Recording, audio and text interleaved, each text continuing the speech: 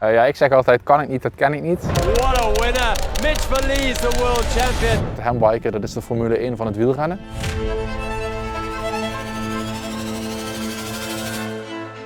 Ja, ik ben geboren met een beperking, fysieke beperking aan mijn linkerbeen. Ja, ondanks mijn beperking is sport altijd een belangrijk onderdeel geweest van mijn leven.